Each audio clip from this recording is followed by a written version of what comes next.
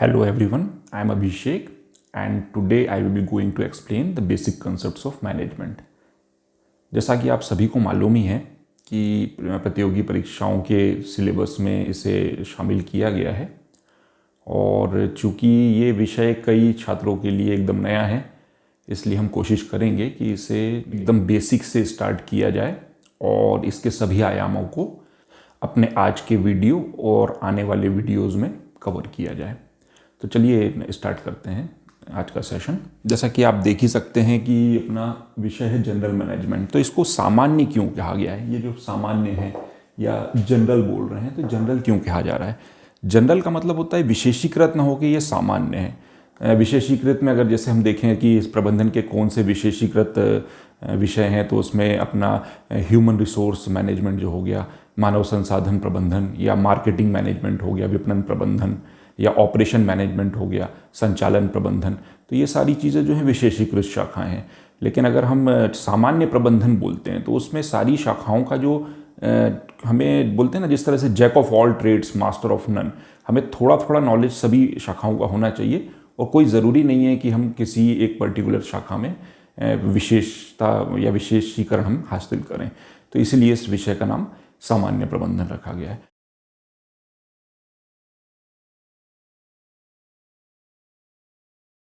तो सबसे पहले हम प्रबंधन पर ही बात करते हैं। तो प्रबंधन की आवश्यकता क्यों पड़ी?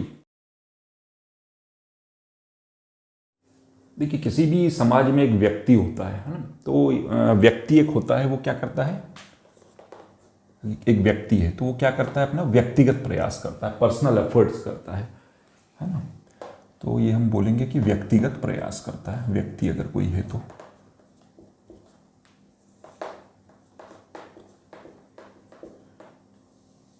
है ना।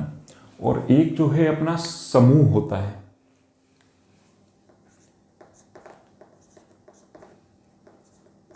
समूह मतलब एक से अधिक व्यक्ति मिलकर समूह का निर्माण करते हैं। तो ये जो समूह है ये सामूहिक प्रयास करते हैं।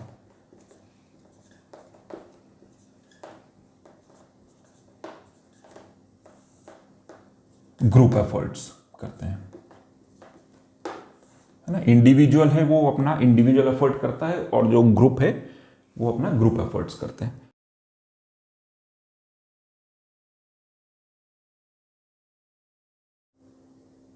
अब ये सामूहिक प्रयास की आवश्यकता क्यों पड़ी?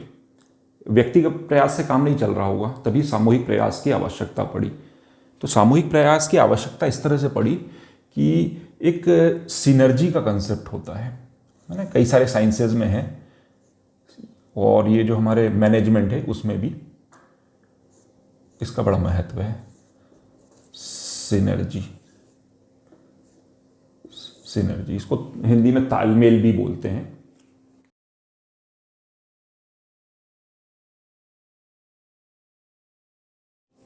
तो सिनर्जी का कंसेप्ट ये कहता है कि सपोज 3 लोगों का समूह है, तो एक पर्सन ने कार्य किया, दूसरे पर्सन ने कार्य किया और ये तीसरे पर्सन ने कार्य किया। अब जो सामान्य गणितीय अवधारणा है या मैथमेटिकल कंसेप्ट है वो क्या कहता है? 1 + 1 + 1 = 3। लेकिन जो सिनर्जी का कंसेप्ट है उसका ये कहना है कि 1 + 1 + 1 हमेशा जो है ग्रेटर देन 3 होगा, है ना। जब समूह में कोई कार्य होता है तो जो उनके पर्सनल इंडिविजुअल एफर्ट्स होते हैं समूह के सदस्यों के, उनका जो योग रहता है वो हमेशा ज़्यादा होता है। अगर उनको वैसे इंडिविजुअल प्रयासों का योग करें तो उनसे ज़्यादा आता है जो सामूहिक प्रयास होते हैं उनका योग। तो ये जो है सिनर्जी का कंसेप्ट है। तो सिनर्जी के कंसेप्ट में ये सही है फॉर्मूला कि 2 और 2 5।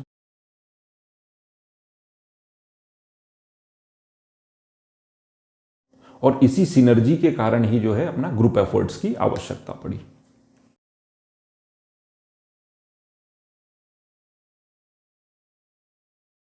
अब हम समझते हैं कि मैनेजमेंट की जरूरत क्यों पड़ी, प्रबंधन की क्या आवश्यकता पड़ी। जब ये सामूहिक कार्य होने लगे तो ये जरूरी हो गया कि जो ये समूह में कार्य कर रहे हैं जो विभिन्न सदस्य, उनके जो व्यक्तिगत प्रयास हैं उनमें जो है समन्वय स्थापित किया जाए। जैसे कि अगर ये समूह के सदस्य हैं, कार्यरत हैं, तो हो सकता है ये कार्य कर रहे हैं, इस दिशा में कर रहा है, ये पर्सन जो इस दिशा में कर रहा है, ये पर्सन जो इस दिशा में कर रहा है, और ये हमारा लक्ष्य है जो हमें अचीव करना है ना, ये हमारा लक्ष्य है जिसे हमें अचीव करना है। तो ये कहीं जा रहा है, कोई ये दूसरी दिशा में कार्य कर रहा है, ये तीसरी दिशा में कार्य कर रहा है, तो ये जो हमारा लक्ष्य है ये कभी भी अचीव नहीं हो पाएगा। तो इसलिए जो है इनके कार्यों में जो है एक समन्वय की आवश्यकता पड़ी।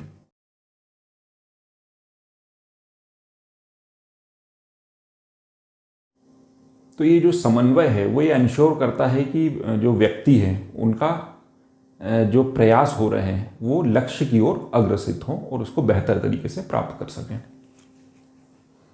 जैसे कि हम देखते हैं, समन्वय अगर रहेगा तो इसके प्रयास भी यहीं पे जाएंगे लक्ष्य की ओर, इसके प्रयास भी जाएंगे, इस पर्सन के प्रयास भी वहाँ पे जाएंगे, और ये काम जो है समन्वय करता है ना।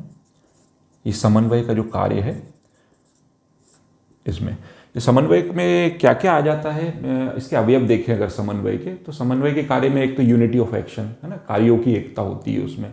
दूसरा अपना कार्यों की समकालिकता होती है, सिंक्रोनाइजेशन ऑफ वर्क होता है, मतलब एक ही समय पर कार्य हो, ऐसा ना हो कि जिस समय ज़रूरत हो उस समय कार्य ही नहीं हुआ, बाद में हुआ या उसके पहले हो गया। जिस तरह से आपने समन्वय का बहुत अच्छा उदाहरण देख सकते हैं, जो कि अपना ऑर्केस्ट्रा वगैरह आपने सुना होगा, तो उसमें बहुत अच्छे से सारे इंस्ट्रूमेंट हैं उनको समन्वित करके जो है एक अच्छा सा म्यूजिक जो है प्रोड्यूस किया जाता है।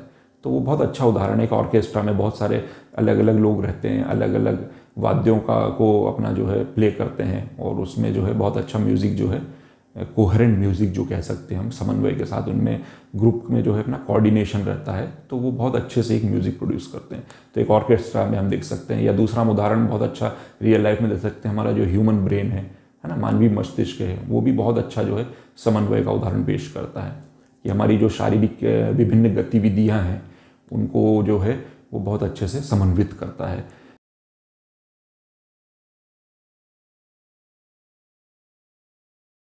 हम देखते हैं कि हमारा सपोज हम चल रहे हैं, तो हमारा अगर लेफ्ट पैर आगे बढ़ रहा है तो जो हमारा राइट हैंड है वो पीछे जाएगा, है ना। तो ये बैलेंस बॉडी को बनाने के लिए ये कोई बहुत सोचे समझे तरीके से कोऑर्डिनेशन नहीं होता। ब्रेन का कोऑर्डिनेशन एक तरह से ऑटोमेशन मोड में चला जाता है। जो सबकॉन्शियस माइंड है वो उसको बहुत अच्छे से कोऑर्डिनेट करता है।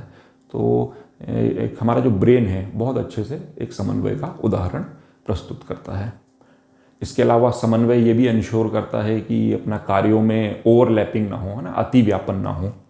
जैसे ये है, एक पर्सन ये कार्य कर रहा है ना, ए पर्सन ने ये काम किया, बी पर्सन ने ये काम कर दिया, ठीक है, तो ये ओवरलैपिंग हो गई, ए ने भी कर दिया, बी ने भी कर दिया, तो इसमें रिसोर्सेज भी वेस्ट हुए, समय भी वेस्ट हुआ, है ना, एफर्ट्स भी इनके वेस्ट हुए। तो ये जो है अपना ओवरलैपिंग नहीं हो, तो इसके लिए भी समन्वय जो है कार्य करता है। दूसरा अपना जो है डुप्लीकेसी ऑफ वर्क ना हो, है ना, एक ही कार्य दो आदमी ना कर दें, भाई ए ने भी वही काम कर दिया, बी ने भी वही काम कर दिया, इसमें भी वही चीज़ है कि अपना जो है समय वेस्ट हुआ, और इसके अलावा जो है एनर्जी वेस्ट हुई, एफर्ट्स जो है लगे पर्सन्स के, टाइम वेस्ट हुआ, रिसोर्सेज वेस्ट हुए। तो ये सारी चीज़ों को रोकने के लिए कोऑर्डिनेशन करना पड़ता है, और यही कोऑर्डिनेशन का जो काम है वो प्रबंधन करता है ना। जो प्रबंधन या मैनेजमेंट है वो इस कोऑर्डिनेशन या समन्वय के कार्य को करता है। तो कोऑर्डिनेशन को जो है ना मैनेजमेंट का एसेंस भी कहा जाता है। It is essence of management, है ना, प्रबंधन का ये सार है जो कि कोऑर्डिनेशन है। तो इस तरह से हमने समझा कि प्रबंधन की आवश्यकता क्यों पड़ी, है ना। किस तरह से हम एक बार रिवाइज कर लेते हैं कि भाई व्यक्ति है वो व्यक्तिगत प्रयास करता है, समूह है वो सामूहिक प्रयास करता है, और इन सामूहिक प्रयास में जो व्यक्ति हैं उनके इंडिविजुअल जो अपना व्यक्तिगत प्रयास है उनके बीच में जो है अपना समन्वय स्थापित करने के लिए हमें प्रबंधन की आवश्यकता पड़ी, और जो ये समन्वय है वही प्रबंधन का सार है।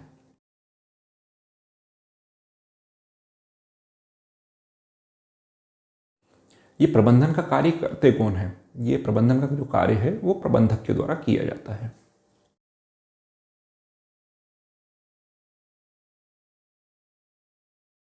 और ये प्रबंधक जो हैं वो एक संगठन में कार्य करते हैं। संगठन मीन्स ऑर्गेनाइजेशन।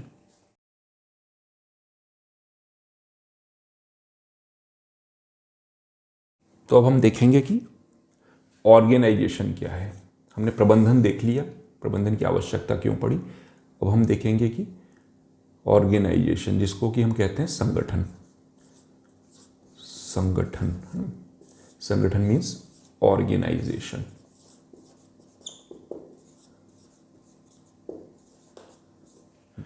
तो ऑर्गेनाइजेशन है क्या, इसे समझने से पहले हमें इसकी विशेषताओं को समझना पड़ेगा। तो ऑर्गेनाइजेशन की जो है ना 3 विशेषताएं होती है।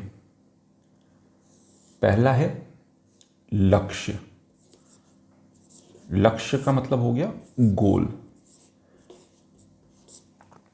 दूसरी जो विशेषता है वो है लोग होते हैं। ऑर्गेनाइजेशन में लोग होते हैं, लोग मतलब पीपल।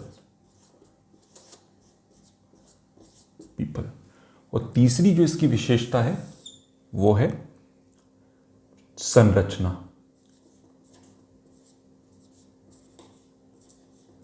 संरचना मतलब स्ट्रक्चर। ऑर्गेनाइजेशन में एक स्ट्रक्चर होता है।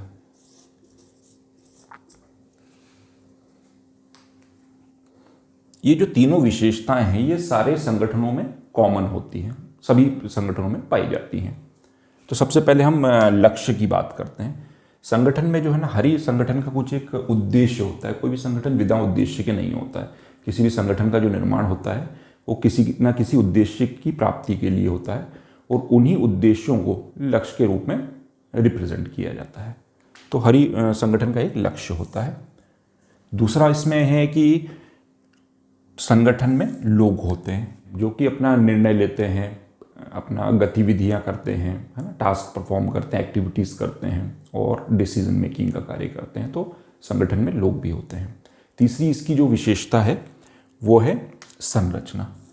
संगठन में एक सुविचारित और सुव्यवस्थित संरचना होती है ना, एक सिस्टमेटिक और एक डेलिबरेटली मेड स्ट्रक्चर होता है जो कि अपना पर्सन के व्यवहार को प्रभावित करता है ना। इसमें जो है अपना रूल्स एंड रेगुलेशंस जो होते हैं वो निर्धारित किए जाते हैं कि भाई पर्सन को क्या काम करना है, क्या नहीं करना है।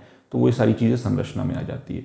इसके अलावा जो है अपना जॉब, अपना स्पेसिफिकेशन होता है, भाई किस पद पे क्या कार्य रहेगा और कौन उसके लिए सुटेबल है, किसको वो कार्य करना है। तो ये सारी चीज़ें भी जो है संरचना के अंतर्गत आ जाती है। कौन किसको सुपरवाइज करेगा, पर्यवेक्षण करेगा, निगरानी करेगा कार्यों की, कौन किसको जो है अपना रिपोर्ट करेगा या अपना प्रतिवेदन देगा। तो ये सारी चीज़ें जो हैं संरचना में डिसाइड किया जाता है। ये तीनों विशेषताओं को एक डायग्राम के रूप में भी आप जो है समझ सकते हैं किस तरह से है। ये एक गोल होता है, एक निर्धारित लक्ष्य होता है जिसकी प्राप्ति के लिए प्रयासरत रहती है संगठन। इसमें लोग होते हैं, पर्सन रहेंगे जो कि निर्णय लेंगे और अपना कुछ एक्टिविटीज़ परफॉर्म करते हैं। इसके अलावा एक स्ट्रक्चर रहता है।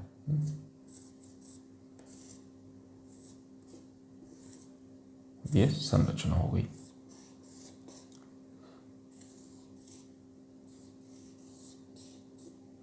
संगठन के उदाहरण आप अपने रियल लाइफ में देख सकते हैं, जैसे कि अपना जितनी भी प्राइवेट बड़ी बड़ी इंडस्ट्रीज़ हैं, टाटा ग्रुप हो गया या रिलायंस ग्रुप हो गया, या छोटे जो अपने समूह हैं, आपका घर के पास जो अपना सुपर बाज़ार है जिसमें आप जाते हैं वो भी एक संगठन है।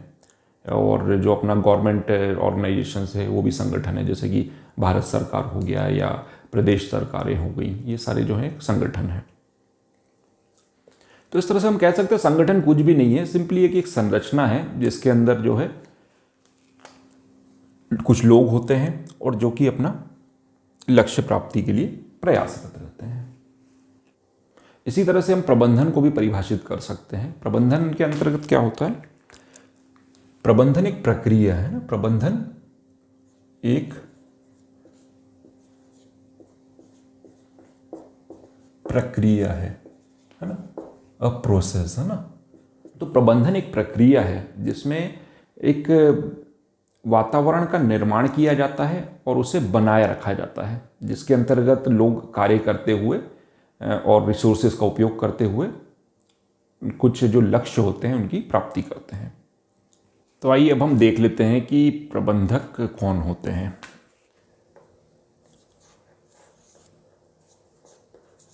प्रबंधक का मतलब हो गया मैनेजर। मैनेजर। प्रबंधक किसी भी संगठन में वो लोग होते हैं जो कि अपना दूसरों के कार्यों की निगरानी करते हैं ना, ओवरसी वर्क ऑफ अदर्स, है ना, सुपरवाइज करते हैं दूसरे के कामों को।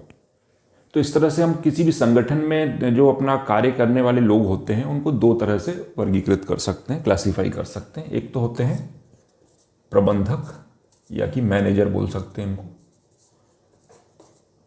और जो दूसरे होते हैं वो गैर प्रबंधकीय कर्मचारी, है ना, गैर प्रबंधकीय कर्मचारी या कार्मिक इनको कह सकते हैं। नॉन मैनेजरियल एम्प्लॉयज इन्हीं को बोलते हैं, नॉन मैनेजरियल एम्प्लॉयज। तो ये जो प्रबंधक होते हैं वो जो है दूसरों के कार्यों को निगरानी करते हैं या सुपरवाइज करते हैं या कह सकते हैं कि ओवरसी करते हैं। तो जो ये गैर प्रबंधकीय कर्मचारी होते हैं वो क्या करते हैं, वो किसी न किसी टास्क को परफॉर्म करते हैं, है ना, डायरेक्टली। इनका काम किसी के भी कार्यों को ओवरसी करना या निगरानी करना नहीं होता है। प्रबंधक का कार्य हो गया ओवरसी करना या निगरानी करना।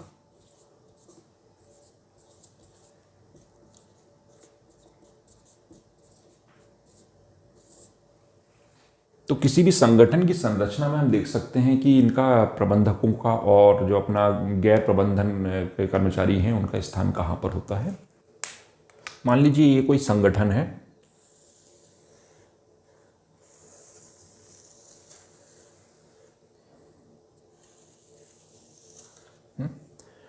तो ये जो अपना नॉन मैनेजरियल एम्प्लॉयज़ होते हैं वो सबसे नीचे होते हैं किसी भी संगठन में। नॉन मैनेजरियल एम्प्लॉयज़ जो हैं उनका आप उदाहरण समझ सकते हैं, जैसे कि आपने सपोज़ जोमेटो या स्विगी से कुछ भी फूड ऑर्डर किया, तो जो भी वो पर्सन आता है आपके घर पे आकर डोर बेल बजाता है, वो जो है अपना नॉन मैनेजरियल एम्प्लॉय रहते हैं। उनका अपना काम सिर्फ एक टास्क को परफॉर्म करना है, जो और दूसरों के कार्य को ओवरसी वो नहीं करते हैं। तो ये नॉन मैनेजरियल एम्प्लॉयज़ के ऊपर अगर आप देखेंगे तो कौन रहते हैं, अपना मैनेजर्स रहते हैं। ये सारे जो है यहाँ पर मैनेजर्स रहते हैं। इन मैनेजर्स को भी हम तीन तरह से वर्गीकृत कर सकते हैं। यहाँ पे एक ये है ना, यहाँ पे अपने ऊपर हो गए टॉप मैनेजर्स, है ना, उच्च प्रबंधन कह सकते हो आप इनको।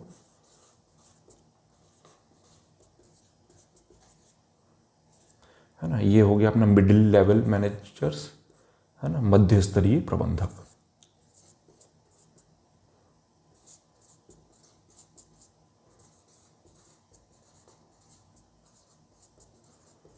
और ये हो गया अपना फर्स्ट लाइन सुपरवाइजर्स, है ना, प्रथम पंक्ति के पर्यवेक्षक या फर्स्ट लाइन मैनेजर्स, प्रथम पंक्ति के प्रबंधक।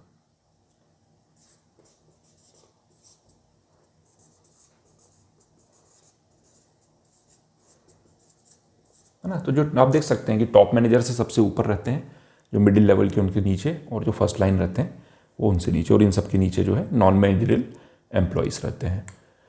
तो टॉप मैनेजर्स जो हैं उनका आप एग्जांपल देख सकते हैं, किसी भी आपने ऑर्गेनाइजेशन में सुना होगा सीईओ हैं, है ना, प्रेसिडेंट हो गए, वाइस प्रेसिडेंट हो गए, बोर्ड ऑफ डायरेक्टर्स हो गए।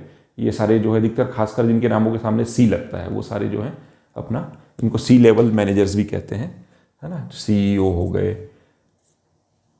सीओओ हो गए, चीफ ऑपरेटिंग ऑफिसर, है ना, सीएमओ हो गए, चीफ मार्केटिंग ऑफिसर। तो ये सारे जो हैं अपने, इसके अलावा president, vice president, board of directors, ये सारे जो हैं अपने टॉप मैनेजर्स में आ जाते हैं। तो ये टॉप मैनेजर्स क्या काम करते हैं, टॉप मैनेजर्स का जो काम रहता है, एक तो अपना ये डिसीजन मेकिंग का मेनली काम रहता है, अपना जो प्लानिंग वगैरह जो होती है वो ये करते हैं, हमने योजनाएं बनाते हैं और भविष्य में ऑर्गेनाइजेशन को किस दिशा में लेके जाना है उसको डायरेक्शन देते हैं, है ना, किस डायरेक्शन में हमें आगे अपनी ऑर्गेनाइजेशन को लेकर के जाना है भविष्य में, वो चीज़ें ये निर्धारित करते हैं। इसके अलावा जो है ये अपना नीचे के जो सारे सदस्य हैं उनकी एक्टिविटीज़ को ओवरसी करते हैं या निगरानी करते हैं। तो ये जो है एक तरह से कह सकते हैं हम, जो टॉप मैनेजर्स रहते हैं वो पूरे संगठन को प्रभावित करते हैं। अब टॉप मैनेजर्स के जो नीचे रहते हैं वो है मिडिल मैनेजर्स, जो मध्य स्तर पे रहते हैं। अब हम मिडिल लेवल मैनेजर्स और जो अपना फर्स्ट लाइन मैनेजर्स है उनकी भी अपना डेजिग्नेशंस क्या होती है वो देख लेते हैं। इनको प्रोजेक्ट लीडर्स भी कहा जाता है ना, डिविजनल मैनेजर्स। ये अलग अलग डिपार्टमेंट्स में इनके, ऑर्गेनाइजेशंस में इनके अलग अलग नाम रहते हैं। इसी तरीके से अपना जो है फर्स्ट लाइन मैनेजर्स हैं, उनको अपना टीम लीडर्स भी कहा जाता है, सुपरवाइजर्स भी कहा जाता है। तो ये डिफरेंट ऑर्गेनाइजेशन में डिफर करते हैं इनके नाम, ठीक है। अब इसमें हम देखें कि हमने देखा कि अपना ये जो है टॉप मैनेजर्स हैं वो अपना गोल सेटिंग का कार्य करते हैं, किसी भी ऑर्गेनाइजेशन का प्लानिंग वगैरह करते हैं कि भाई किस तरह से क्या, किस डायरेक्शन में लेके जाना है किसी भी ऑर्गेनाइजेशन को, ऑर्गेनाइजेशन का मिशन क्या रहेगा, विजन क्या रहेगा, गोल्स क्या रहेंगे, ये सारी चीज़ें जो है टॉप मैनेजमेंट डिसाइड करता है। और मिडिल मैनेजर्स का क्या काम होता है कि वो ये अपना इंश्योर करते हैं कि जो गोल्स और प्लान्स वगैरह जो सेट किए हैं टॉप मैनेजर्स ने, उसको जो है अपना स्पेसिफिक डिटेल्स वगैरह उसकी तैयार करते हैं कि अभी इन्होंने तो जैसे सपोज गोल कर दिया डिसाइड कि भाई ऑर्गेनाइजेशन का ये गोल है, लेकिन ये मिडिल मैनेजर्स जो हैं वो ये डिसाइड करते हैं कि भाई किस तरीके से उन गोल्स को अचीव किया जाएगा, क्या एक्शंस लिए जाएंगे। तो इसके बारे में स्पेसिफिक डिटेल्स जो हैं ये प्रिपेयर करते हैं। और साथ ही जो अपना फर्स्ट लाइन मैनेजर्स हैं उनके कार्यों को भी सुपरवाइज करते हैं, है ना। तो ये अपना जो टॉप मैनेजर्स है वो मिडिल मैनेजर्स को सुपरवाइज करते हैं, ये जो है अपना इनके कार्यों को ओवरसी या सुपरवाइज करते हैं। और ये जो अपना फर्स्ट लाइन मैनेजर्स हैं वो नॉन मैनेजरियल एम्प्लॉइज़ के कार्यों को सुपरवाइज करते हैं। तो इस तरह से ऑर्गेनाइजेशन में पूरा एक चेन वर्क करता है ऊपर से नीचे तक। अब फर्स्ट लाइन मैनेजर्स का क्या काम होता है वो हम देखते हैं। जो फर्स्ट लाइन मैनेजर्स होते हैं वो जो नॉन मैनेजरियल एम्प्लॉइज़ हैं उनके कार्यों को अपना ओवरसी या सुपरवाइज करते हैं कि भाई ये डे टू डे एक्टिविटीज़ जो इनकी रहती है, रोज़मर्रा के जो कार्य रहते हैं उनकी निगरानी करते हैं जो फर्स्ट लाइन मैनेजर्स हैं। जैसा कि हमने देखा कि किसी भी ऑर्गेनाइजेशन में जो काम करने वाले लोग होते हैं उनको हम दो तरह से डिवाइड कर लेते हैं कि मैनेजर्स और एक अपना जो है नॉन मैनेजरियल एम्प्लॉइज़। तो नॉन मैनेजरियल एम्प्लॉइज़ जो होते हैं वो किसी भी टास्क को अचीव करते हैं, है ना, और इनका कोई भी किसी पे ओवरसी कर या सुपरवाइज करने का कोई भी इनका कार्य नहीं रहता है। और मैनेजर्स जो हैं वो दूसरे कार्यों को ओवरसी करते हैं और डायरेक्ट करते हैं, डायरेक्ट करते हैं, ओवरसी करते हैं। डायरेक्ट मीन्स अपना हो गया निर्देशित करते हैं, है ना, ओवरसी मतलब निगरानी करते हैं दूसरे के कार्यों की। तो इसका मतलब ये नहीं है कि जो मैनेजर्स हैं वो कोई भी अपना डायरेक्ट टास्क परफॉर्म नहीं करते हैं। मैनेजर्स को भी कई बार इस तरह से कुछ टास्क एलोकेट किए जाते हैं जो उनको पर्सनली परफॉर्म करना रहता है। तो ये दोनों तरह के कार्य करते हैं, दूसरे के कार्यों को अपना निर्देशित करना, निगरानी करना, और जो है अपना कोई पर्टिकुलर टास्क जो इनको एलोकेट किया गया है वो अपना करना है। ये जो नॉन मैनेजरियल एम्प्लॉइज़ हैं उन्हीं को जो है अपना एसोसिएट्स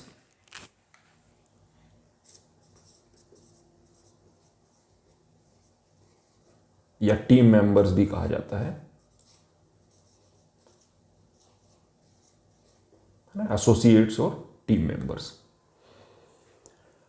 अब हम देखते हैं कि मैनेजर्स एक्चुअली करते क्या हैं, है ना। अब हमने देख लिया कि भाई ये जो है अपना ओवरसी करते हैं, डायरेक्ट करते हैं दूसरे के कामों को, लेकिन एग्जैक्टली क्या एक्टिविटीज़ है जो मैनेजर्स परफॉर्म करते हैं।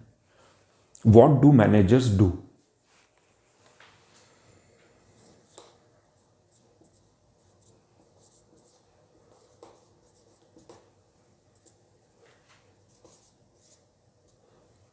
जो डिफरेंट थिंकर्स हैं मैनेजमेंट के, उन्होंने जो है अपना इसको अलग अलग तरीके से, अलग अलग अप्रोचेस से देखा है कि क्या काम वो परफॉर्म करते हैं। इनको हम तीन तरह से ब्रॉडली डिफाइन कर सकते हैं। एक तो हो गई अपना फंक्शनल अप्रोच,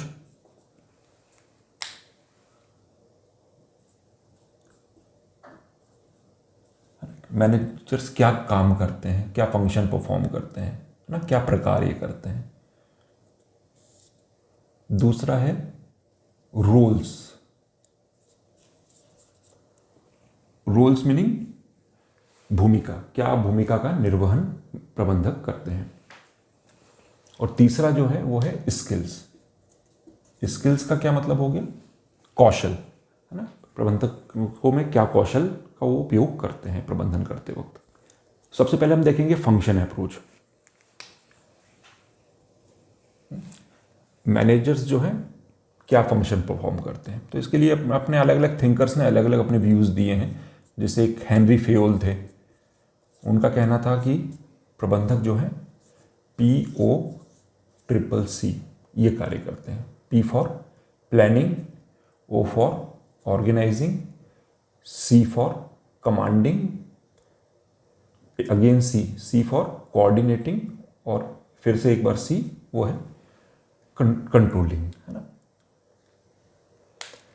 तो ये हो गया नियोजन, ये हो गया संगठन निर्माण, ये हो गया समन्वय, ये हो गया अपना नियंत्रण, और ये हो गया निर्देशन करना, POCC, planning, organising, commanding, controlling, coordinating. इसी तरीके से एक और थिंकर थे गुलिक, लूथर गुलिक। लूथर गुलिक ने कहा कि प्रबंधक जो है ये कार्य करते हैं, पोस्ट कॉर्ब इसको बोलते हैं, POSTCORB, है ना, पोस्ट कॉर्ब। पोस्ट कॉर्ब में उन्होंने क्या बताया, प्रबंधक के कार्य planning, organising, staffing, directing, coordinating, reporting और बजटिंग, है ना। नियोजन करना, प्लानिंग मतलब ही नियोजन करना, ऑर्गेनाइजिंग मतलब संगठन निर्माण करना, स्टाफिंग मतलब जो अपना कार्मिक के कार्य जो होते हैं वो करना, D फॉर डायरेक्टिंग मतलब निर्देशन प्रदान करना, CO मतलब कोऑर्डिनेटिंग मतलब समन्वय, रिपोर्टिंग मतलब प्रतिवेदन देना, है ना। नीचे से निचले स्तर के जो लोग हैं वो ऊपरी स्तर के लोगों को प्रतिवेदन देते हैं, रिपोर्ट करते हैं कि भाई किस तरह से क्या काम चल रहा है, क्या सुधार की आवश्यकता है, क्या नीतियों में परिवर्तन किए जाए। ये सब होता है अपना रिपोर्टिंग के अंतर्गत, है ना। और बजटिंग, फाइनली बजटिंग मतलब बजट का निर्माण करना। लेकिन जो अभी सबसे ज़्यादा प्रचलित इनके प्रकार्य हैं वो 4 प्रकार्य हैं, जो अधिकतर थिंकर्स इस पर एग्री करते हैं, और अधिकतर बुक्स में भी आप पाएंगे कि 4 काम होते हैं, जो 4 फंक्शंस होते हैं जो कोई भी मैनेजर परफॉर्म करते हैं। तो वे कौन से 4 कार्य हैं जो मैनेजर्स परफॉर्म करते हैं और जिस पर सभी अधिकतर जो विद्वान हैं वो एग्री हैं। इसको बोलते हैं POLC। P for planning, O for organising,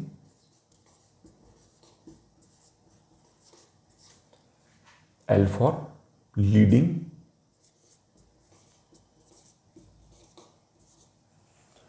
और C फॉर कंट्रोलिंग।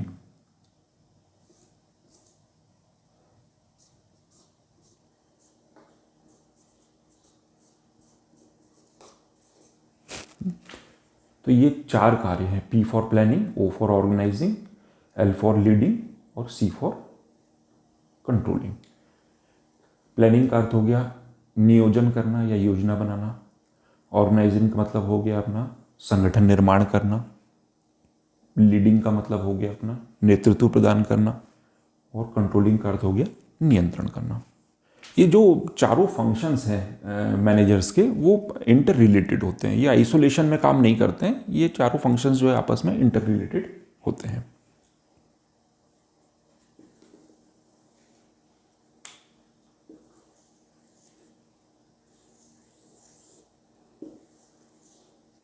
ये एक दूसरे को प्रभावित करते हैं।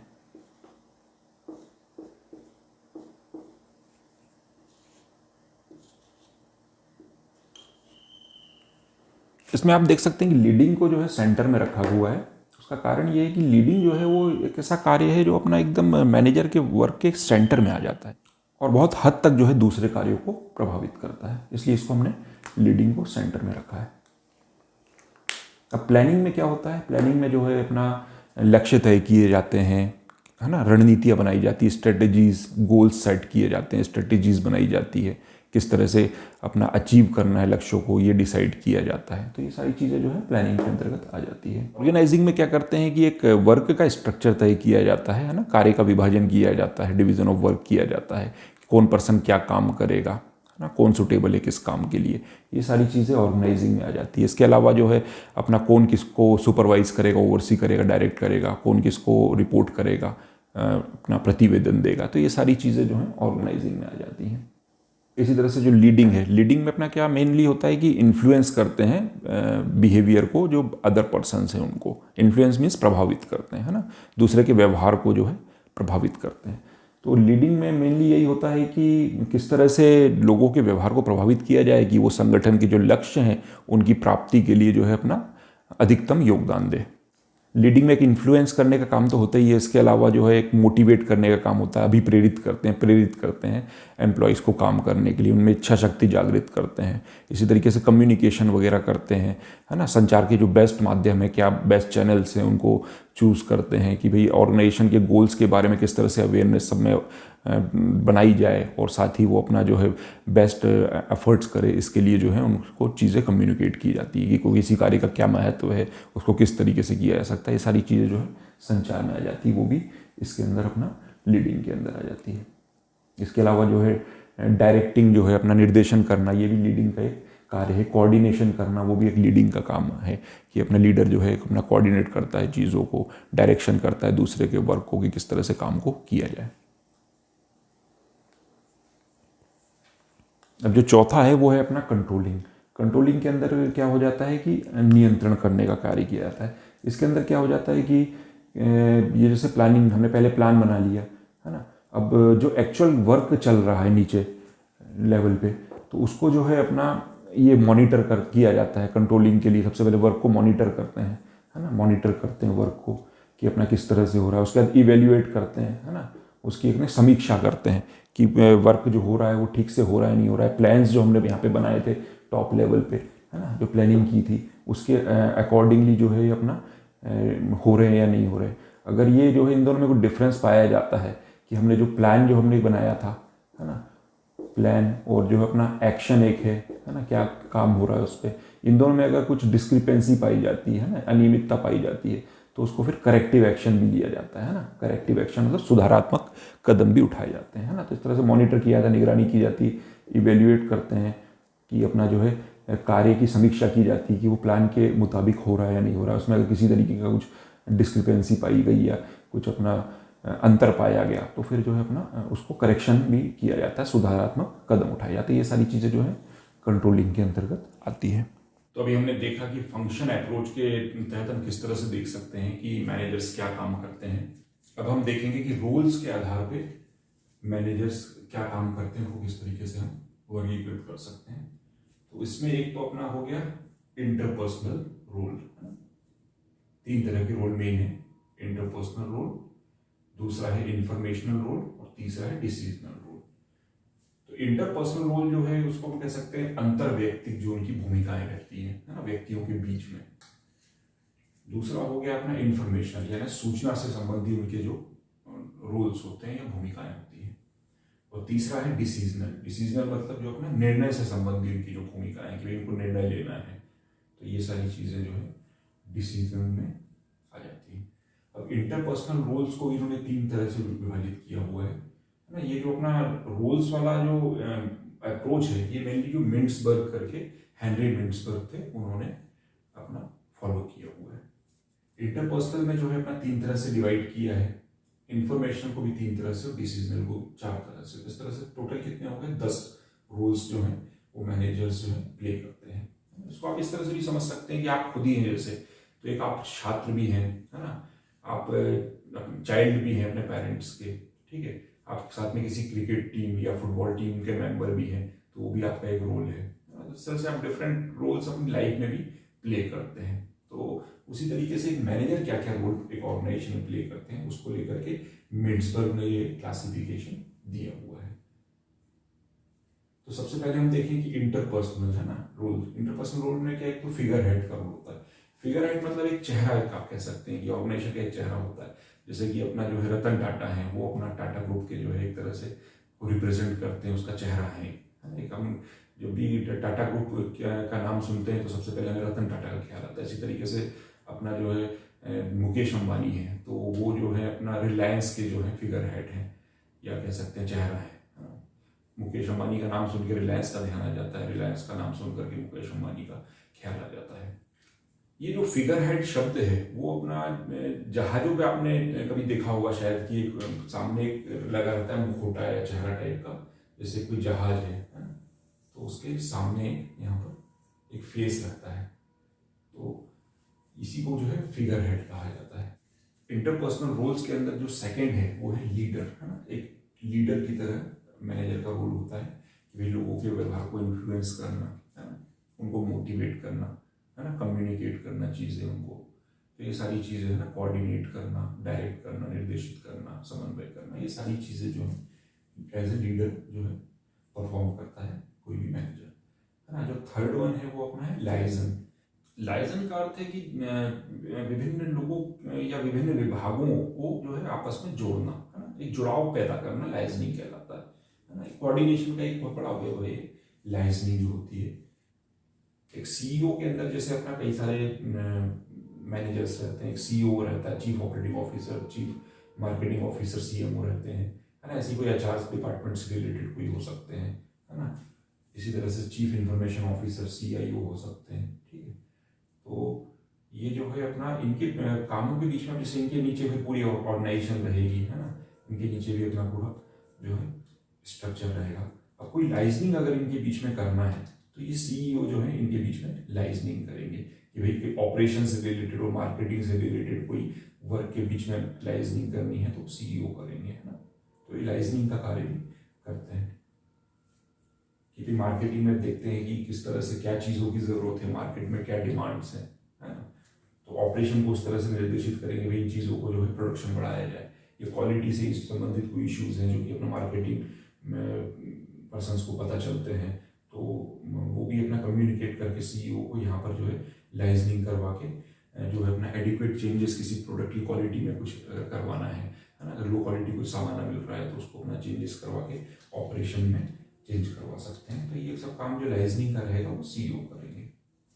इसी तरह से अगर एचआर से संबंधित किसी भी डिपार्टमेंट को रिक्वायरमेंट है भाई, अगर मार्केटिंग में या अपना ऑपरेशन में या इंफॉर्मेशन का जो नेटवर्क है उसके अंदर, तो जो एचआर डिपार्टमेंट है उसके साथ लाइजनिंग का काम जो है सीईओ कर देंगे। तो ये सारी चीज़ें जो है अपना लाइजनिंग का काम जो है एक मैनेजर जो रहता है वो करते हैं।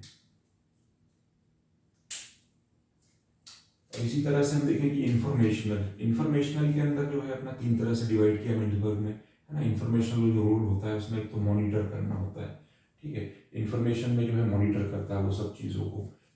तो मॉनिटर में क्या आ जाता है, जैसे कि सपोज कोई ऑर्गेनाइजेशन है, तो इसमें अपना जो है इंफॉर्मेशन मॉनिटर करनी रहती है। एक तो इंफॉर्मेशन कहाँ कहाँ हो सकती है, एक तो अपना ऑर्गेनाइजेशन के अंदर रहेगी, है ना, एक ऑर्गेनाइजेशन के बाहर भी रहेगी, है ना। इंफॉर्मेशन, पॉलिटिकल इंफॉर्मेशन, भाई गवर्नमेंट की क्या पॉलिसीज आई है ना, वो किस चीज़ों को प्रमोट कर रही है ना, किस चीज़ को अपना जो है वो नहीं चाहती कि इस तरह के ऑर्गेनाइजेशन काम करें। तो ये सारी जो इंफॉर्मेशन है पॉलिटिकल हो गई, या अपना दूसरी कोई सोशल इंफॉर्मेशन है कि भाई कहाँ पर क्या जो कुछ उपद्रव हो रहा है, राइट्स हो रहे हैं, न्यूसेंस क्रिएट हो रहे हैं, तो ये सारी चीज़ें इंफॉर्मेशन में आ गई, सोशल इंफॉर्मेशन में।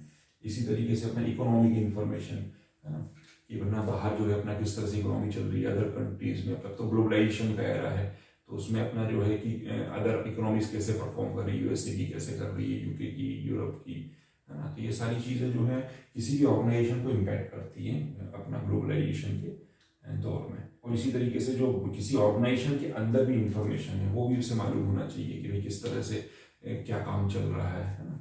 तो ये सारी चीज़ें जो है उसके मॉनिटर के रोल में आ जाती है ना। जो है अपना एक्शंस जो हैं वो प्लान के अकॉर्डिंगली एग्जीक्यूट हो रहे हैं या नहीं हो रहे हैं, कहीं पे कुछ कॉन्फ्लिक्ट्स वगैरह तो नहीं है ऑर्गेनाइजेशन के अंदर, कोई दो अपना यूनिट्स है ऑर्गेनाइजेशन की आपस में कॉन्फ्लिक्ट में तो नहीं है। तो ये भी सब चीज़ें जो है मैनेजर्स को देखनी रहती है। ये इन्फॉर्मेशन जो अपना किसी भी ऑर्गेनाइजेशन के अंदर वो बाहर होती है, एक्सटर्नल एनवायरनमेंट और इंटरनल एनवायरनमेंट में, उसी के अकॉर्डिंग जो है कोई भी मैनेजर है वो डिसीजंस अपने प्लान करते हैं और उनको एग्जीक्यूट करते हैं। जो इंफॉर्मेशनल रोल्स में सेकेंड रोल है वो है अपना डिसेमिनेटर का, ना मतलब विस्तारक का। ये जो अपना सूचनाओं का जो प्रसारक कह सकते हैं, सूचनाओं का प्रसार करते हैं, तो डिसेमिनेशन इसमें किया जाता है। अब जैसे हमने देखा कि इंफॉर्मेशन इन्होंने गैदर की, है ना, इसको ऑर्गेनाइजेशन में जो है नीचे अपना परकोलेट करना, है ना, नीचे पहुंचाना कि भाई इस ये है इंफॉर्मेशंस, इसके अकॉर्डिंगली आपको काम करना है ना। इन्हीं इंफॉर्मेशंस के आधार पर भी पॉलिसीज बनाते हैं और पॉलिसीज को जो है नीचे परकोलेट करके कम्युनिकेट करते हैं ना, डिसेमिनेट करते हैं, प्रसार करते हैं नीचे।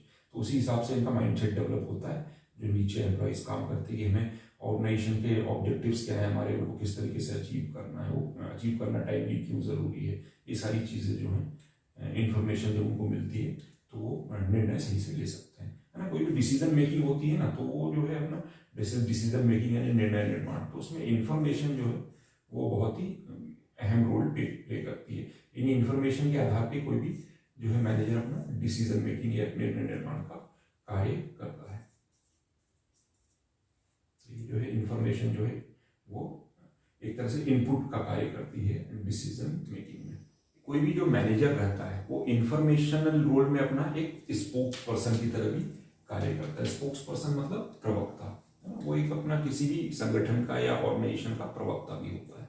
प्रवक्ता के रूप में वो क्या कार्य करता है कि जो अपनी इंफॉर्मेशन है उसको अपना ब्रॉडकास्ट करता है मीडिया में। सपोज मीडिया को बताना है कि क्या चल रहा है हमारे ऑर्गेनाइजेशन में, है ना, या ऑर्गेनाइजेशन की हमारी क्या नीड्स है, या जो है अपना ये जो मीडिया है फिर वो शेयर होल्डर्स तक अपना इन्फॉर्मेशन पहुंचाती है किसी भी संगठन के बारे में।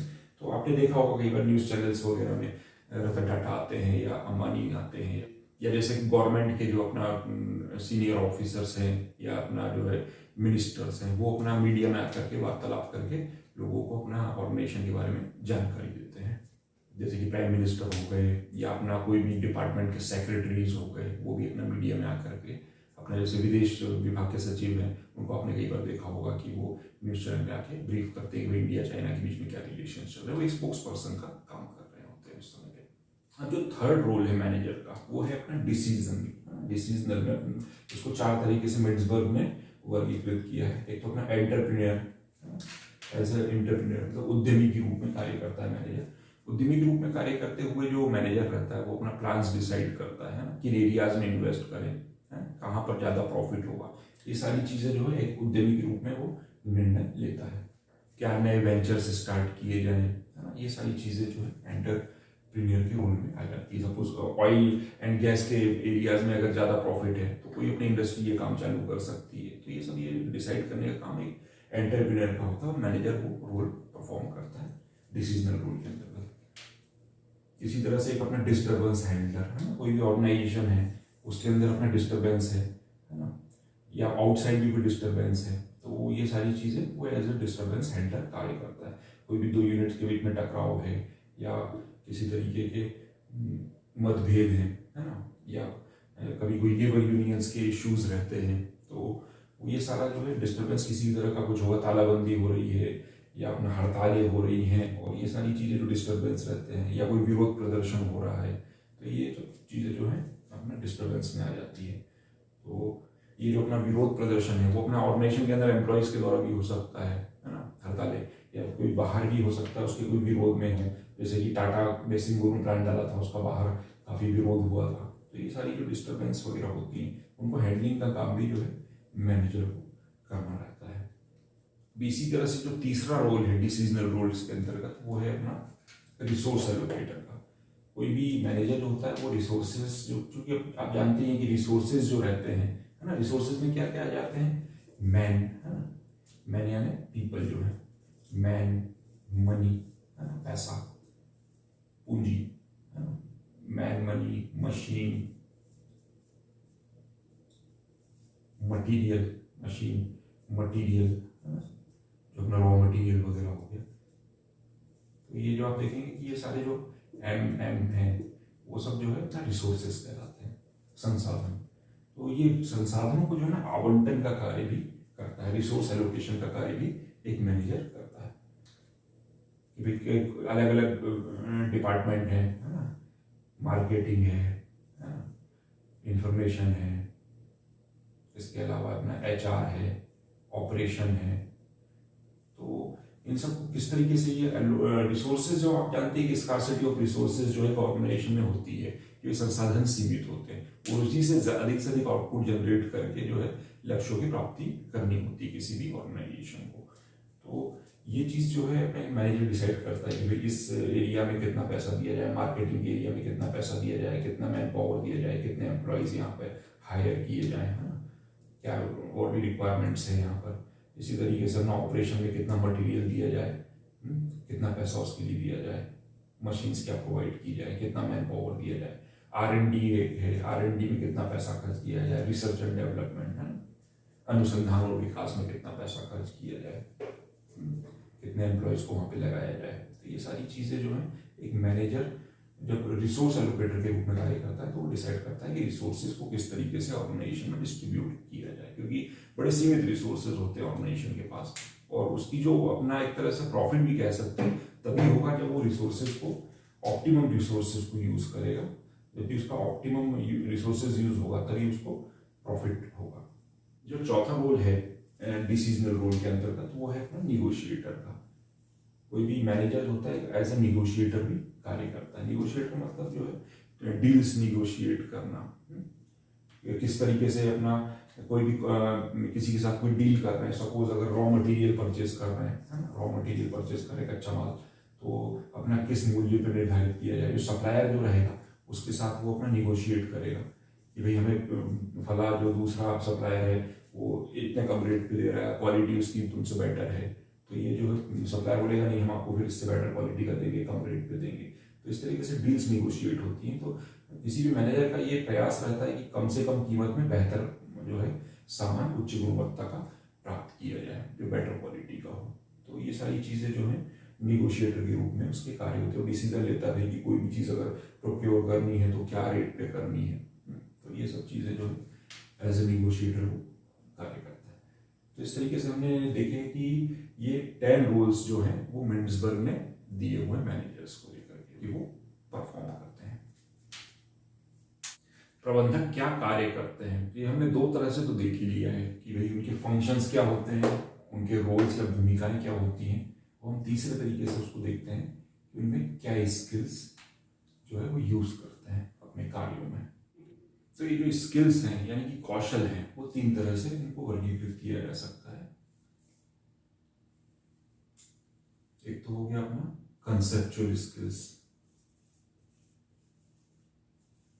कंसेप्चुअल स्किल्स, कंसेप्चुअल स्किल्स मतलब वैचारिक कौशल। दूसरा हो गया ये इंटरपर्सनल स्किल्स। इंटरपर्सनल स्किल्स मतलब अंतर्वैयक्तिक कौशल, मतलब किस तरह से पीपल को डील करना है, लोगों को। और थर्ड जो है वो है टेक्निकल स्किल। टेक्निकल स्किल मतलब हो गया तकनीकी कौशल। तो कंसेप्चुअल स्किल्स के अंदर क्या आ जाता है कि अपना जैसे सिचुएशंस हैं, तो आप जानते हैं कि अपना ऑर्गेनाइजेशन में तेजी से सिचुएशंस चेंज होती हैं, अंदर भी ऑर्गेनाइजेशन की और बाहर भी जो एनवायरनमेंट है वो चेंज होते रहता है।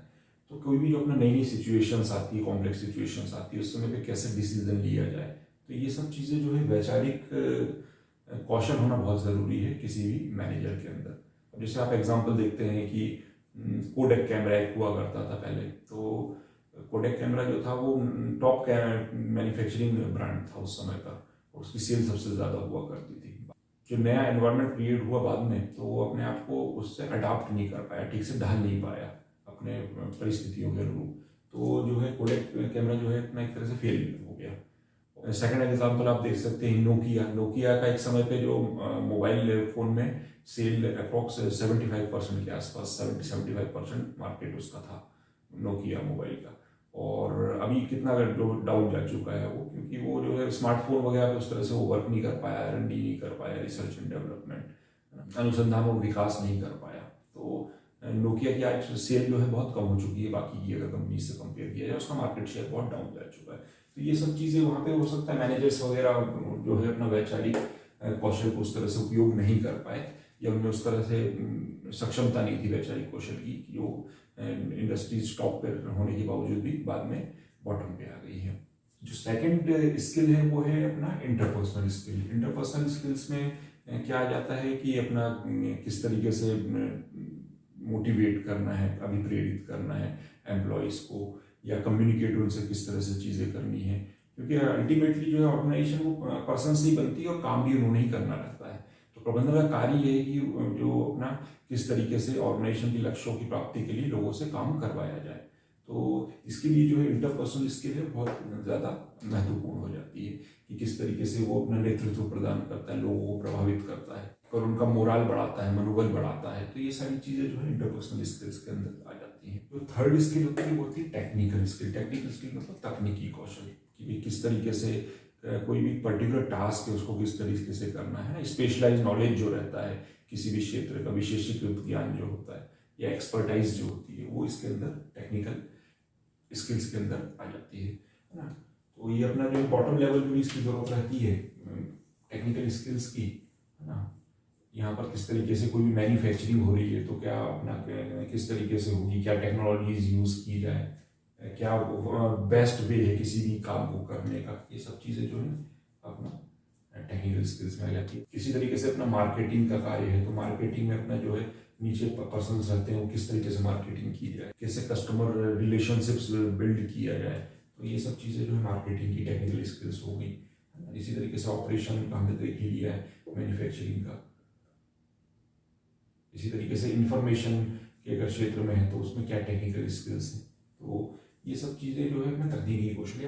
अब हम देखेंगे कि स्किल्स की हमने जो बात की है तो उस स्किल्स इन स्किल्स की जरूरत किस लेवल पे कितनी होती है।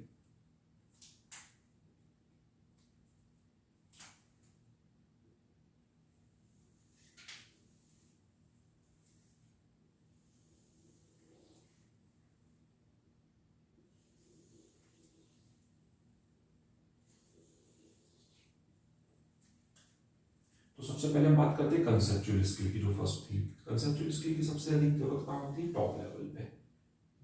जैसे हम इस तरीके से बना सकते हैं।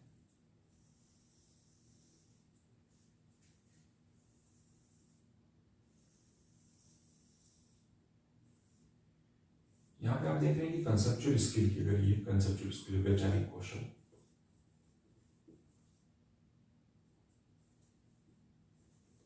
कंसेप्चुअल स्किल, तो यहाँ पे आप देख रहे हैं कि ज्यादा जरूरत है टॉप लेवल पे। टॉप लेवल पे जो मैनेजर्स हैं उनको कंसेप्चुअल स्किल की ज्यादा जरूरत होती है,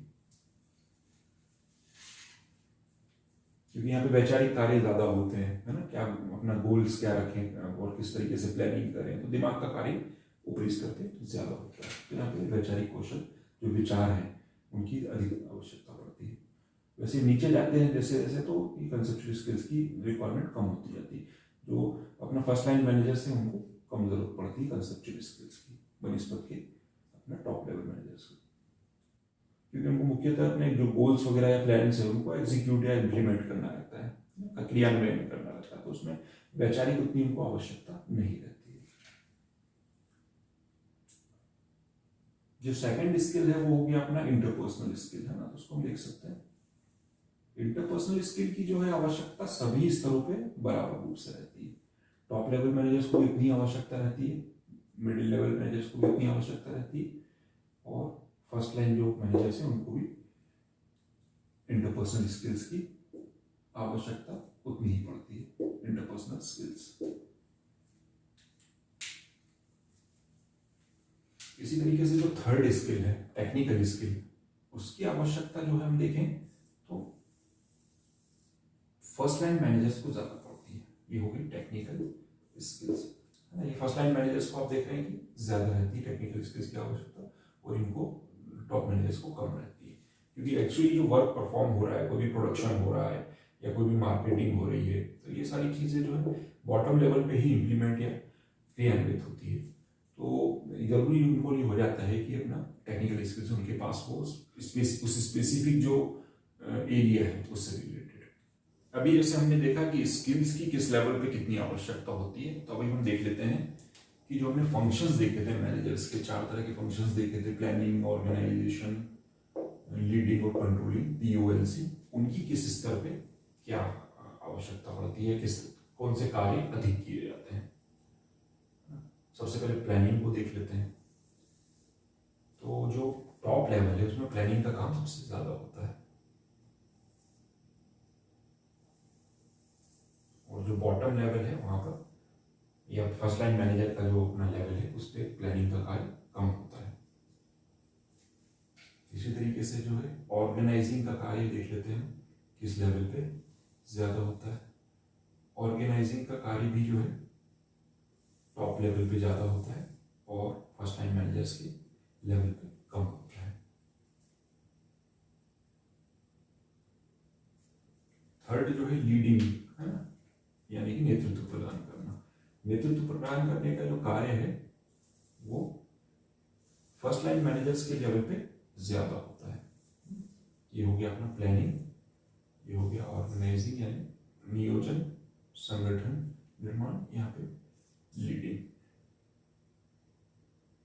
लीडिंग का जो कार्य है वो फर्स्ट लाइन मैनेजर्स के लेवल पे ज्यादा होता है बनिस्पत की मैनेजर्स के लेवल पे। और जो कंट्रोलिंग, जो चौथा काम है कंट्रोलिंग, वो भी जो है अपना टॉप लेवल पे ज्यादा होता है। और जैसे जैसे हम संगठन में नीचे की तरफ जाते हैं तो वो कार्य कम होते जाता है। तो हमने क्या ट्रेंड देखा है इसमें, प्लानिंग, ऑर्गेनाइजिंग और कंट्रोलिंग, ये तीनों कार्य जो है उच्च स्तर पर सबसे अधिक होते हैं और निम्न स्तर पे कम मात्रा में होते हैं। और वहीं पर जो लीडिंग का कार्य है, यानी नेतृत्व प्रदान करने का कार्य है, वो टॉप लेवल पे जो है कम होता है। और जैसे हम फर्स्ट लाइन मैनेजर्स के स्तर तक पहुंचते हैं ऊपर से नीचे, तो ये कार्य यहाँ पे लीडिंग का ज्यादा हो जाता है, नेतृत्व प्रदान करने का कार्य। ठीक है, हम जैसे जैसे ऑर्गेनाइजेशन ऊपर से नीचे जाते हैं तो ये तीन कार्य जो है वो कम होते जाते हैं। और ये वाला कार्य जैसे जैसे ऑर्गेनाइजेशन ऊपर से नीचे की तरफ जाते हैं तो बढ़ जाता है लीडिंग का कार्य। जैसा कि हमने मैनेजमेंट की डेफिनेशन में देखा कि मैनेजमेंट एक प्रोसेस है जिसमें कि अपना एक एनवायरनमेंट को क्रिएट और मेंटेन किया जाता है, यानी कि उसको वातावरण का निर्माण और उसको बनाए रखा जाता है वातावरण को, जिससे कि अपना लोग जो है ऑर्गेनाइजेशन की जो लक्ष्य या गोल्स हैं उनको इफेक्टिवली और एफिशिएंटली अचीव कर सकें, है ना। तो ये इफेक्टिवनेस एक होती है और एक अपना एफिशिएंसी होती है, दो कंसेप्ट्स हैं ये, तो इनको मैं आपको थोड़ा सा और क्लियर करना चाहता हूँ। एफिशिएंसी है ना, एफिशिएंसी का हिंदी में इसी को बोलते हैं कार्यकुशलता या दक्षता भी बोलते हैं, है ना। इनको मैं डेलिबरेटली इनको हिंदी में लिख भी नहीं रहा हूँ, क्योंकि आप देखेंगे कि हर बार इनका ट्रांसलेशन बिल्कुल अपने तरीके से किया जाता है एग्जाम्स में। कभी उसी को दक्षता बोल देंगे, कभी कार्यकुशलता बोल देंगे, जैसे कि अपना सस्टेनेबिलिटी की बात करें तो सस्टेनेबिलिटी भी को भी कभी वो धारणीयता बोल देंगे, कभी संवहनीयता बोल देंगे, तो हर बार उसको एक अलग वर्ड यूज कर देते हैं एग्जाम्स में। तो बेटर है कि हिंदी मीडियम स्टूडेंट्स भी जो है वो थोड़ा सा इंग्लिश वर्ड्स को, कीवर्ड्स जो खास करके किसी भी सब्जेक्ट के होते हैं उसको थोड़ा सा ध्यान रखें, क्योंकि जब वो एग्जाम हॉल में देखेंगे ट्रांसलेशन तो भुचक्के रह जाएंगे, किसी भी तरीके से उसको ट्रांसलेट कर दिया जाता है। तो ये एफिशिएंसी, इसको दक्षता और कार्यकुशलता भी बोलते हैं।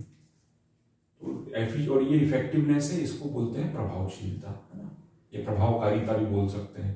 ठीक है, तो एफिशिएंसी का क्या मतलब होता है, डूइंग थिंग्स राइट, है ना, किसी भी कार्य को सही तरीके से करना, है ना, सही तरीके से करना कार्य को, सही तरीके से, है ना। इसमें कीवर्ड क्या होगा, तरीका। और इफेक्टिवनेस यानी प्रभावशीलता, meaning doing the right things, मतलब सही कार्य करना।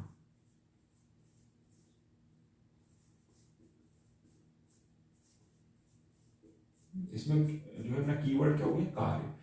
तो हम देख सकते हैं इसमें एफिशिएंसी में जो है फोकस किस पे है, तरीके पे, काम को किस तरीके से करते हैं। हम जैसे आपने सुना हो मीन्स और एंड्स होते हैं ना, मीन्स होते हैं और एंड्स, है ना। मीन्स का मतलब क्या हो गया, साधन, किसी भी काम को करने के साधन, और एंड्स मतलब साध्य, मतलब जो हम अचीव करना चाहते हैं, साध्य, अल्टीमेट जो गोल होता है उसको एंड्स या साध्य बोला जाता है ना। तो ये मीन्स को उपयोग करके हम एंड्स को प्राप्त करते हैं।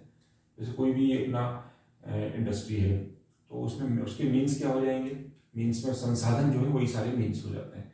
संसाधन में क्या हो जाएंगे, पीपल, है ना, या हमने देखा था मैन, है ना, मैन या पीपल, मशीन्स, है ना, ये सब साधन हो गए।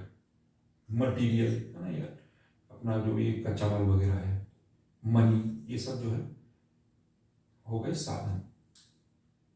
और जो साध्य हो गया, सपोज एक कंपनी जो है अपना कार मैन्युफैक्चर कर रही है ना, तो ये कार जो हो गया वो साध्य हो गया कि बढ़िया सी कार बन जाए, ये इसका साध्य हो गया। तो ये साधन जो है एफर्ट्स करते हैं साध्य की प्राप्ति के लिए। तो एफिशिएंसी जो है वो क्या बोलती है, सही तरीके से काम को किया जाए, डूइंग थिंग्स राइट, है ना। तो वो फोकस किस पे करती है, सही तरीके से, है ना। तो तरीका मतलब ये मीन्स की बात करती है, क्योंकि मीन्स का जो है ऑप्टिमम यूटिलाइजेशन हो ना, कम से कम जो है साधनों का उपयोग हो, साध्य की प्राप्ति हो, है ना। तो मेन इसका फोकस जो एफिशिएंसी का है वो है अपना एफिशिएंसी का जो फोकस है वो है अपना मीन्स पे, और जो इफेक्टिवनेस है या प्रभावशीलता या प्रभावकारिता उसका जो है फोकस एंड्स पे रहता है कि कितने अच्छे से जो है हमारा लक्ष्य की प्राप्ति हो। सपोज एक एग्जांपल से हम समझते हैं कि कोई भी जैसे कंपनी है, अपने कार कंपनी की बात की, तो कार अगर उसने मैन्युफैक्चर की, ठीक है, उसमें जो कंपनी ने बड़ी ऐसी कार मैन्युफैक्चर की और बड़ी ऐसी कार हो गई मैन्युफैक्चर,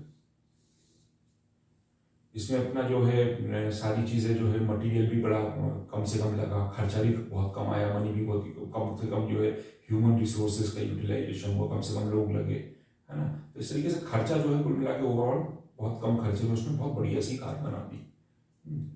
तो ये हो गई अपनी ऑर्गेनाइजेशन की एफिशिएंसी, तो बढ़िया हो गई कि एफिशिएंटली उसने वर्क को परफॉर्म कर दिए। लेकिन एक्चुअल में मार्केट में रिक्वायरमेंट क्या थी? लॉन्ग कार इसने बनाई, है ना, इसने बना दी थी लॉन्ग कार, और मार्केट में रिक्वायरमेंट किस चीज़ की थी? जो अपनी छोटी कारें थी उसकी रिक्वायरमेंट थी। तो इफेक्टिवनेस नहीं आई, है ना, प्रभावशीलता नहीं आई ऑर्गेनाइजेशन में। ये जरूर है कि भाई उसमें साधनों का कम से कम उपयोग करके बढ़िया सी कार बना दी, ये सब एफिशिएंसी में आ गया, लेकिन जो उसने प्रोडक्ट, फाइनल प्रोडक्ट उसका बनाया, जो एंड अचीव उसने किया, उसकी रिक्वायरमेंट नहीं थी मार्केट में, तो वो इनइफेक्टिव ऑर्गेनाइजेशन कहलाएगी। एफिशिएंट कहलाएगी लेकिन इनइफेक्टिव कहलाएगी। इसी तरीके से हम दूसरा एक एग्जांपल ले सकते हैं कि भाई कोई कंपनी है, अगर वो सपोज प्रिंटर्स मैन्युफैक्चर कर रही है ना, प्रिंटर्स उसने बनाए, है ना, अभी जो है उसने क्या किया कि प्रिंटर जो है उसमें बहुत बढ़िया बेस्ट मटेरियल यूज किया, है ना, मटेरियल बहुत अच्छा यूज किया, है ना, टेक्नोलॉजी बहुत अच्छी यूज की, ठीक है, लॉन्ग लास्टिंग एकदम प्रिंटर बना दिए, है ना। तो ये अपना जो है एंड प्रोडक्ट इनका बहुत बढ़िया बना, है ना, जो एकदम सुपर बना, लॉन्ग लास्टिंग, एक बार कस्टमर परचेस कर ले तो बहुत सालों साल उसको उपयोग में आ जाए, इतनी अच्छी क्वालिटी का बना दिए। लेकिन यहाँ पे उसने क्या किया, ये सब जो चीजें हैं बेस्ट यूज करने के चक्कर में इसका खर्चा बहुत ज्यादा हो गया, मतलब जो मीन्स है वो बहुत ज्यादा यूज हुए, रिसोर्सेज बहुत ज्यादा कंज्यूम हुए। तो ये इफेक्टिव तो कहलाएगी, यहाँ प्रिंटर कंपनी जो है उसमें इफेक्टिव रही वो अपना, लेकिन एफिशिएंट नहीं रही, वो इनएफिशिएंट रही। क्यों? क्योंकि अपना जो है उसने रिसोर्सेज का बहुत ज्यादा कंजम्पशन किया। तो ये दोनों में एक तरह से बैलेंस होना चाहिए, एफिशिएंसी और इफेक्टिवनेस। तो हम इस तरीके से भी बना सकते हैं कि जैसे ये है, सपोज ये है अपना एफिशिएंसी और ये है अपना इफेक्टिवनेस, तो इनके बीच में जैसे अगर एक तराजू की तरह से रखा जाए, है ना, तो इनमें एक बैलेंस होना चाहिए एफिशिएंसी में और इफेक्टिवनेस में। किसी भी ऑर्गेनाइजेशन को जो है अपना अच्छा तभी कहा जाएगा जो इन दोनों में बैलेंस अच्छे से स्थापित करेगी, ये अपना एफिशिएंसी भी हो, इफेक्टिवनेस भी हो, और दोनों अपना राइट कॉम्पोजिशन में हो। तो एक मैनेजर भी वही अच्छा कहलाएगा जो ये दोनों चीजों को ध्यान में रख सके, एफिशिएंसी को भी और इफेक्टिवनेस को भी। एफिशिएंसी है और इफेक्टिवनेस है, ये दोनों मिलकर ही जो है प्रोडक्टिविटी कहलाती है। इस तरह से हम कह सकते हैं कि एफिशिएंसी जो है वो किसी भी ऑर्गेनाइजेशन में जो रिसोर्सेज होते हैं उसका लो वेस्टेज पे आधारित होती है कि भाई कम से कम उसका वेस्टेज किया जाए, और जो इफेक्टिवनेस है वो जो है अपना डिपेंड करती है किसी भी ऑर्गेनाइजेशन के जो गोल्स होते हैं उसके हाई अटेनमेंट पे, अधिक से अधिक लक्ष्यों की प्राप्ति की जा सके, ये इफेक्टिवनेस का कंसर्न होता है। तो एक जो है अपना मीन्स पे फोकस करता है और दूसरा जो है एंड्स पे, और तो दोनों के बीच में बैलेंस होना चाहिए। अच्छा मैनेजर वही है जो दोनों के बीच में बैलेंस स्थापित कर सके, तभी जो है प्रोडक्टिविटी अच्छी आएगी किसी भी ऑर्गेनाइजेशन की। तो आज का सेशन हम यहीं पर एंड करते हैं, और मुझे उम्मीद है कि आपको जो है मैनेजमेंट से रिलेटेड कंसेप्ट्स क्लियर हुए होंगे। अगर आप किसी भी तरह का कोई क्लैरिफिकेशन चाहते हैं या कुछ चाहते हैं कि मैं इंक्लूड करूं अपने आने वाले वीडियोस में, तो उसको आप जो है कमेंट सेक्शन में ज़रूर मेंशन कर देना, जिससे कि मैं आने वाले वीडियोस को और बेहतर बना सकूं, जो कि आपके लिए ज़्यादा यूजफुल बने। तो नेक्स्ट सेशन में हम जो है मैनेजमेंट की डिफरेंट अप्रोचेस को डिस्कस करेंगे, जैसे कि अपना जो है क्लासिकल अप्रोच हो गई, ह्यूमन रिलेशंस हो गई, बिहेवियरल अप्रोच हो गई, और भी कई तरह की जो अप्रोचेस हैं, सिस्टम अप्रोच हो गई, और जो थिंकर्स हो गए अपना फेयोल हो गए या अपना मेयो हो गए, इन सबको हम जो है डिटेल में डिस्कस करेंगे। तो अगर आपको ये वीडियो पसंद आया हो तो इसको आप लाइक कर देना और अधिक से अधिक शेयर करना, और चैनल को सब्सक्राइब कर देना। जिससे कि आने वाले समय में भी इस तरह के